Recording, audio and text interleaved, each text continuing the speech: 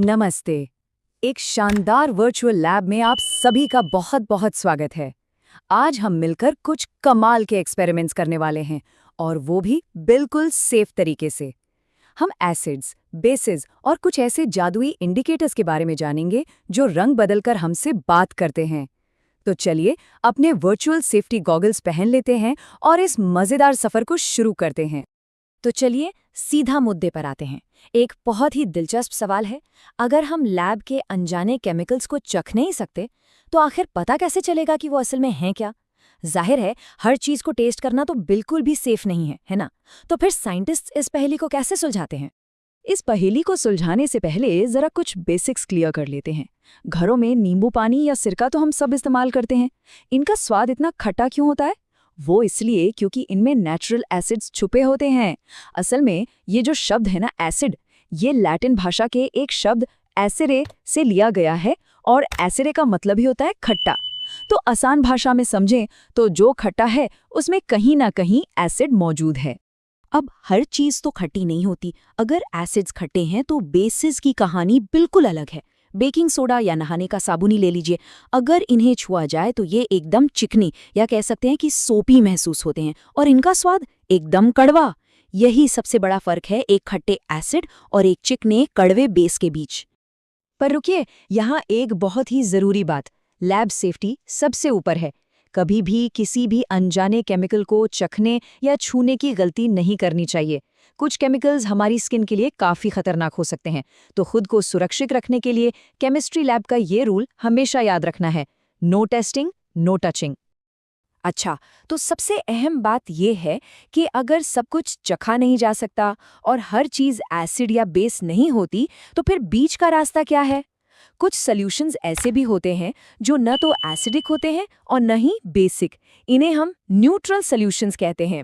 ये एकदम शांत स्वभाव के होते हैं। लिटमस के साथ इनका कोई रंग नहीं बदलता, बिल्कुल न्यूट्रल। तो फिर बिना चखे अनजाने केमिकल्स को पहचाने कैसे? इसका जवाब है इंडिकेटर्स। ये देखिए, ये है लिटमस पेपर। ये कोई आम कागज नहीं है, बल्कि लाइकेंस नाम के जीवों से निकली एक नेचुरल डाई है। जब हम ब्लू लिटमस को एसिड में डालते हैं तो वो तुरंत लाल हो जाता है, और वही रेड लिटमस अगर बेस में डाल दें तो वो वापस ब्लू हो जाता है। है ना एकदम जादू? बिना चखे ही हमें जवाब मिल गया। और ये चीज़ बहुत ही शानदार तरीके से दिखाती है कि हमारे आसपास मौजूद खूबसूरत फूल भी साइंस लैब में कितने काम आ सकते हैं। अब इस चाइना रोज यानी गुड़हल के फूल को ही देख लीजिए। ये एक जबरदस्त नेचुरल इंडिकेटर है।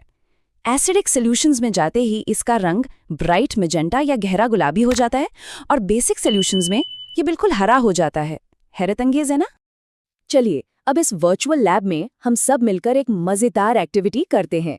हमारी रसोई में मौजूद हल्दी यानी टर्मरिक भी एक बहुत ही पावरफुल इंडिकेटर है। इमेजिन कीजिए, एक कागज पर हल्दी का पेस्ट लगाकर उसे सुखा लिया जाए और फिर एक कॉटन बड को साबुन के पानी में डुबोकर उस पर कोई डिजाइन बनाया जाए, तो सोचिए क्या होगा। ये देखिए नतीजा, हल्दी वाले उस पीले कागज पर साबुन का बेसिक सॉल्यूशन लगते ही वो डिजाइन ब्राइट रेड कलर में बदल गया। कितनी सुंदर ग्रीटिंग कार्ड बन गई ना? और हाँ, यही वजह है कि जब किसी व्हाइट शर्ट पर सब्जी या हल्दी का दाग लगता है और उसे साबुन से धोया जाता है तो वो पीला दाग अचानक से लाल हो जाता है। साइंस हर जगह है। चलिए अब आगे बढ़ते हैं और देखते हैं कि ये सब आपस में कैसे जुड़ता है। अभी तक हमने एसिड्स और बेसिस के अलग अलग रूप देखे, पर क्या कभी सोचा है कि अगर एक खट्टे एसिड और एक कड़वे बेस को सीधा एक साथ मिला दिया जाए तो क्या होगा? क्या कोई बड़ा धमाका होगा? आइए देखते हैं। इस एक्सपेरिमेंट को जरा ध्यान से समझते हैं। हमने एक टेस्ट ट्यूब में कलरलेस एसिड लिया और उसमें फिनोल्फ्थैलीन नाम का इंडिकेटर डाला। लिक्विड अभी भी एकदम पानी की तरह कलरलेस है, पर जैसे ही हम इसमें बूंद बूंद करके बेसिक सॉल्यूशन डालना शुरू करते हैं, एक पॉइंट आता है जब ये लिक्विड अचानक से ब्राइट पिंक हो जाता है। जैसे ही सॉल्यूशन बेसिक हुआ, रंग पलक झपकते ही बदल गया। तो आखिर यहाँ हुआ क्या? इस पूरी प्रोसेस को हम न्यूट्रलाइजेशन रिएक्शन कहते हैं। जब एक एसिड और एक बेस आपस में मिलते हैं तो वो एक दूसरे के असर को पूरी तरह से न्यूट्रलाइज यानी खत्म कर देते हैं, और इस टकराव में क्या बनता है? नमक और पानी। साथ ही इस प्रोसेस में थोड़ी गर्मी यानी हीट भी बाहर निकलती है। ओके, तो अब वक्त है एक छोटे से टेस्ट का। चलिए देखते हैं कि अब तक की बातें कितनी याद है।